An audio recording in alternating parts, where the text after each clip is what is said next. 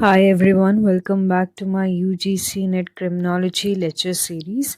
If you are preparing for UGC Net Criminology, Sociology or any competitive examination related to crime and justice, then today's topic is extremely important. Today we will discuss one of the most humane and thought-provoking contemporary criminological perspectives, that is peacemaking criminology. Imagine a society where instead of responding to violence with more violence, we respond with understanding, healing, and reconciliation. Is such a society possible? Peacemaking criminologists believe it is. So let us understand how. Peacemaking criminology emerged during the late 1980s and early 1990s as a reaction against the increasing emphasis on punishment, imprisonment, and state violence. The theory was mainly developed by criminologists such as Harold Richard Quinney and Hall Pepinsky. Among them, Richard Quinney played a particularly important role in reshaping the philosophical foundations of the theory. These scholars believe that modern criminal justice systems often create more conflict rather than solving it. According to them, crime cannot be effectively controlled simply through harsher punishments, longer prison sentences, or aggressive policing. Instead, they argue that society should focus on reducing violence, promoting social justice, encouraging forgiveness, and resolving conflicts peacefully. Peacemaking criminology was heavily influenced by the teachings of spiritual leaders such as Mahatma Gandhi, Martin Luther King Jr., Leo Tolstoy, and Buddhist philosophy. These thinkers emphasize non-violence, compassion, reconciliation, and respect for human dignity. The central message of peacemaking criminology is simple yet powerful. Violence creates more violence, while peace creates peace. According to peacemaking criminology, crime is not simply an individual problem.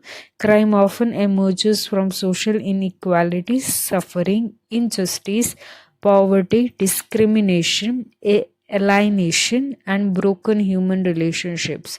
When society responds to crime with hatred, revenge, and harsh punishment, it often increases anger and resentment. As a result, the cycle of violence continues. Peacemaking criminologists argue that instead of asking how should we punish the offender, we should ask how can we heal the harm caused by the crime. This shift in thinking is what makes the theory unique. The focus moves away from revenge and towards restoration, healing, and social harmony. One of the most important principles is the rejection of violence. The theory argues that violence can exist in many forms. Physical violence is obvious, but social injustice, discrimination, poverty, and oppression are also forms of violence. When people experience these conditions, they may become frustrated and disconnected from society. Another principle is compassion and empathy. Peacemaking criminologists encourage us to understand that circumstances lead people to commit crimes. This does not mean justifying criminal behavior. Instead, it means recognizing that many offenders have themselves experienced abuse, neglect, poverty, or social exclusion. A third principle is social justice. According to the theory, reducing inequality, discrimination, and social suffering can help reduce crime more effectively than punishment alone. Another important principle is reconciliation. The goal is to repair relationships damaged by crime. Victims, offenders, and communities should work together whenever possible to address harm and rebuild trust. Finally, the theory emphasizes restorative justice rather than retributive justice. Instead of asking how much suffering an offender deserves, restorative justice asks how the damage caused by crime can be repaid. So let us understand this through a simple example. Imagine a young boy from a poor neighborhood steals a mobile phone. A traditional criminal justice system may arrest him, send him to prison, and label him as a criminal. Peacemaking criminologists would ask different question. Like, why did he steal? Was he living in poverty? Did he have access to education? Can the victim be compensated? Can the offender understand the harm caused and make amends? Can society like him become a productive citizen? The focus is on transformation rather than the destruction. One of the reasons peacemaking criminology is particularly relevant in India is its connection with the philosophy of Mahatma Gandhi. Gandhi believed in nonviolence or Ahimsa. He argued that hatred cannot be eliminated through hatred. Violence cannot be eliminated through violence. This philosophy directly influences peacemaking criminology. Just as Gandhiji promoted peaceful resistance and reconciliation, peacemaking criminologists advocate peaceful methods of conflict resolution within the criminal justice system. In many ways, peacemaking criminology can be seen as the application of Gandhian principles to crime and justice. One of the best Indian examples related to peacemaking criminology is the transformation of Kiran Bedi's prison reforms at Tihar Jail. When Kiran Bedi became Inspector General of Prisons in Delhi, she introduced reforms that focused on rehabilitation rather than mere punishment. Prisoners were given opportunities for education, meditation, vocational training, counseling, and personal development. The famous practice of Vipassana meditation was introduced inside the prison. Instead of treating prisoners as hopeless criminals, the reform process treated them as human beings capable of change. Many inmates showed positive behavioral changes and became more responsible citizens after release. This approach reflects the core values of peacemaking criminology, that is, healing, transformation, and human dignity. Another example can be seen in the juvenile justice system. When children commit offenses, the focus is often placed on rehabilitation, counseling, family support, education, and social reintegration rather than severe punishment. The philosophy behind these practices closely aligns with peacemaking criminology. The objective is to help young offenders understand their mistakes and become productive members of society rather than creating lifelong criminals. Society attempts to create opportunities for a positive change. Across many villages in India, community-based mediation mechanisms help resolve disputes peacefully. Family conflicts, neighborhood disputes, and minor offenses are often settled through dialogue, compromise, and reconciliation. Instead of escalating conflict through lengthy legal battles, these approaches encourage mutual understanding and peaceful coexistence. Although not formally called peacemaking criminology, these practices reflect its core principles.